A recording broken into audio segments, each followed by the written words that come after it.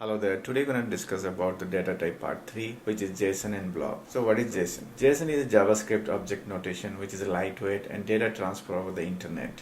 JSON data type provide an advantage over storing the JSON data format in string in a string column. So any error to the JSON data in a format or any error, so it's going to throw an error. And it is going to take the approximately same storage as LONGBLOB and long text, which is 4 GB. If you like to know more about all different data type like string, float, text, so there is an existing video. I'll put link in the description. JSON syntax is the key and value, so it should be in this format, and in database it will display like this. So once you create the column, and the data type would be displayed like this. So column will be property and data type is JSON. Let's see in practical. So let's go to the MySQL workbench. If you're new to the channel and you'd like to know more about MySQL, don't forget to subscribe to this channel and click the bell icon for the notifications. And those who are already existing, please give your comments if any improvement or you'd like to know any odd topics about MySQL. Okay, let's get started. So let's go to the MySQL workbench. Here I'm going to use the table is inventory. So to know the columns in the table, this is the icon you need to click. When you click on this, you can see what the columns are there. So now I'm going to use, either you can click on edit button and you can add the column, or you can write a query to add a column. So I'm going to write a query. So before that I'm going to use the database e-commerce. To use the database, so what is the syntax? That's correct, it's use e-commerce, then execute.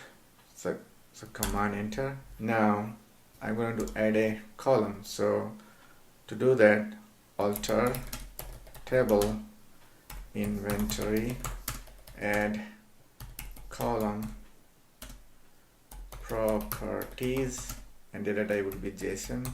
So what I'm going to do, I'm going to add after the name. So you can define that. So it's after name. So you'd like to know more about how to create, insert, update, delete the data into the database, and what is the difference between alter, drop, truncate, all these videos are there. I'll put link in the description. So now let's execute it.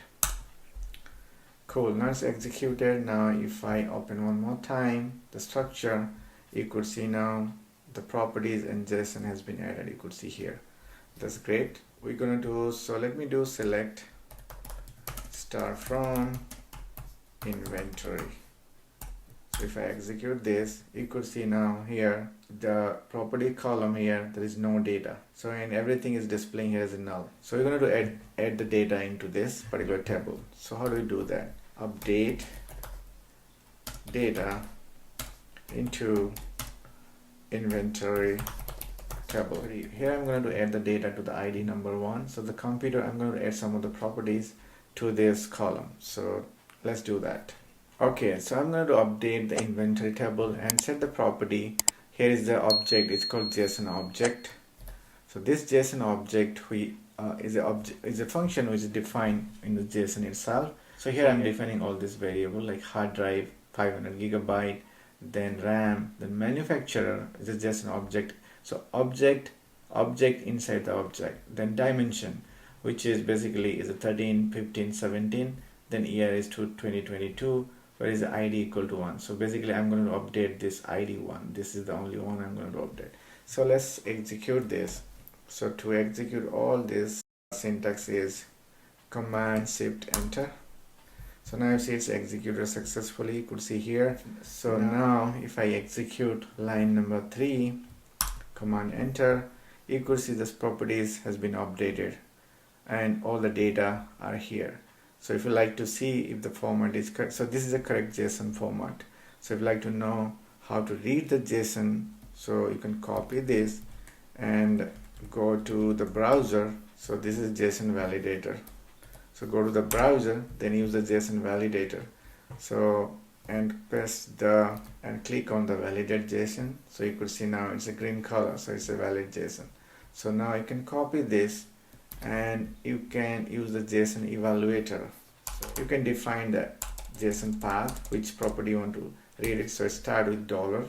Then suppose I want to read the manufacturer, right? So copy this manufacturer, start.manufacturer. Right hand side it displays the OS and Mac. So if you dot OS, now you can read as a Mac. So that's how you can read the data from. So these are the tool, it's available online. You could use to read the JSON path. It's very easy and easy to understand. Okay, so let's go to MySQL Workbench. So now we have inserted the data. So next is how to retrieve the data. Fetch the data, fetch JSON data.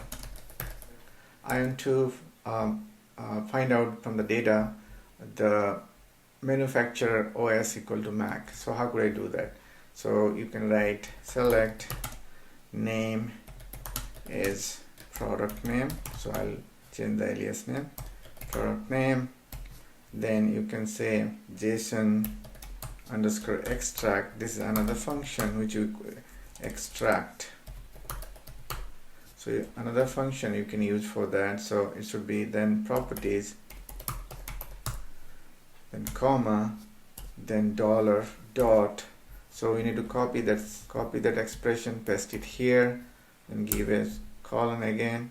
Then after that we can give as name as OS name, operating system name, from the table name which is inventory. So inventory, and where ID equals to 1. So where ID equals to 1. So now if I execute this, it should fetch the Mac. So let's execute, command enter. Now you see here is product name is equal to OS name and displays Mac. But you could see here there is the two double quotes are there. How do you prevent that?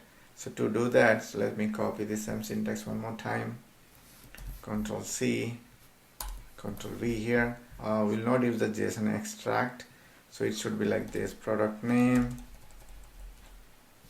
then properties, product name and properties. So here you need to give hyphen greater than. So if I execute this again, command enter. Okay, there's still we do have double quotes. So what you need to do, you need to give another greater than symbol. So once you give that and execute one more time, boom. So there you see there is no double quotes. So that's how you can use to fetch the data, JSON data from the database. Then fourth one, how to update the data. Suppose you want to update a JSON data into a database. How to update data? OS is Mac. I want to change to the Windows. So how could I do that?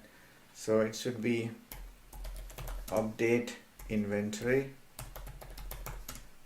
set properties equals to JSON underscore set.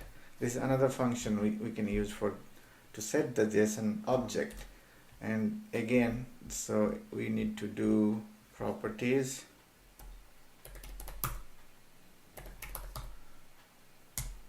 then I need to copy the same thing here,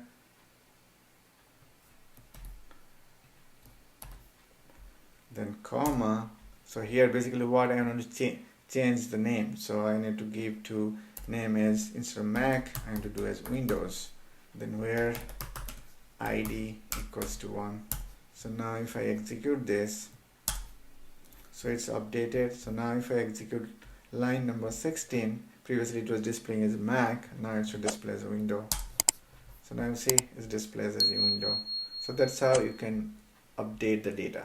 So the next data type is BLOB, which is binary large object, which holds the variable amount of data, and it's intended as high capacity of binary storage. And BLOB, there are 4 types of BLOB. One is a TINYBLOB, BLOB, MEDIUMBLOB, and LONGBLOB. So there is no much difference between all these 4 blobs, only the capacity, storage capacity. The TINYBLOB you can store 255 bytes, BLOB is 65 kilobyte, MEDIUMBLOB is 60 megabyte, and LONGBLOB is 4 gigabyte. At the same time, there is a disadvantages of storing file in the databases. If you are storing so many images, so many files into the database, then definitely there is a consequence. Slower the backups, degrade the performance. Definitely if you store so many data, it is going to be slower the performance and increase the database size and need database logic to access the file. That's why it's preferred to store in the server instead of the database. So that is all about the BLOB. Today we learned about what is JSON data type and BLOB data type, and please let me know if you have any queries in the comment section. Thank you. If this video is useful to you, don't forget to like, comment and subscribe. It means a lot to me. Thank you. Namaste.